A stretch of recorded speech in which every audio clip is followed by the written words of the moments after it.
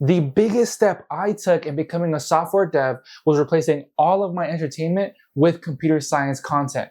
Now, this sounds simple, but this made a humongous impact. In this video, I'm going to show you exactly how I implemented this step and others to become a software dev in just 1 year. Step 1, replacing entertainment. You don't have to watch boring tutorial videos. There are plenty of amazing creators with super entertaining content. For example, the Primogen. The best creators I would recommend.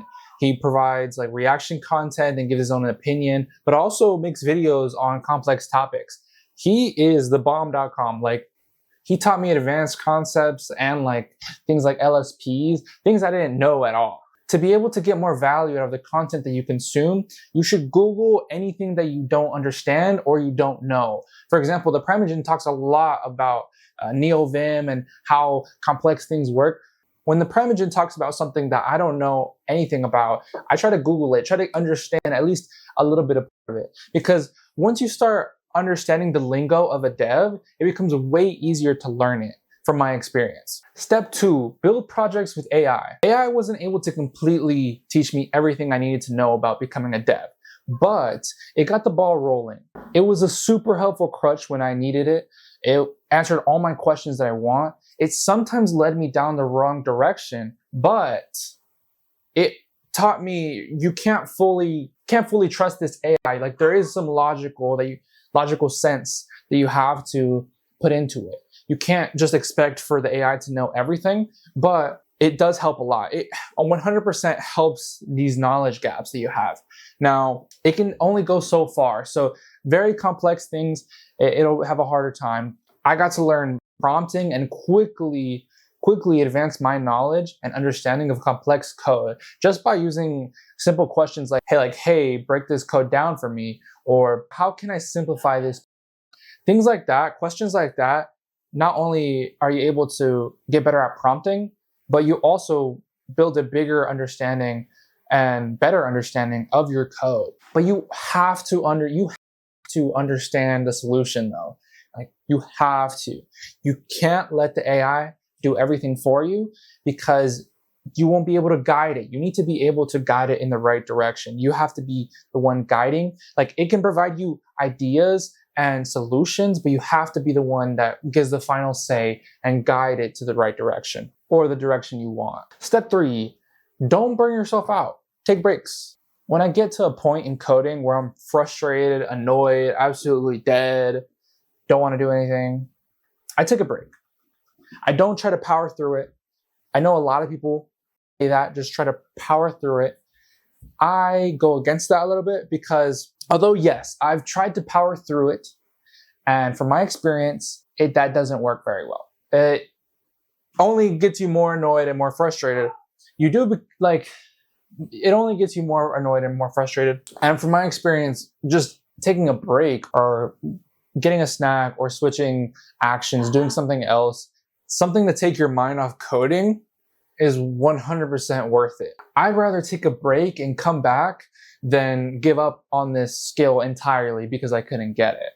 I would just take a break, come back, try to figure it out again. If I can't, maybe take another little break. But the point is to take a break and don't give up. Don't give up. Don't give up. Step 4, think long-term. When I had big low points, like, is this even worth it? Am I wasting my time? I feel dead inside. Like, when I had really big low points, I would try to remember that in the long term, this is going to work. If I spend 4 years, the same time that it would take to do a bachelor's degree, and I just put all that energy into learning this skill, building more projects, I know I'm going to build my skills. I know I'm going to get better. And I know that it would be unreasonable to get at least an entry-level job by then. Because 4 years is a crazy amount of time. So when I was in a very low moment, just think about the bigger picture. I would think about the bigger picture. Think about maybe today is rough, but it's for the bigger purpose. It's for the bigger purpose. It's for my bigger goals of getting that job or getting the opportunity to help my family with my job. That's the end goal. And you got to think about the end goal when you're having a rough time. Step 5, find mentors and clubs. Anytime I heard someone that knew a software engineer, I would try to connect myself with them.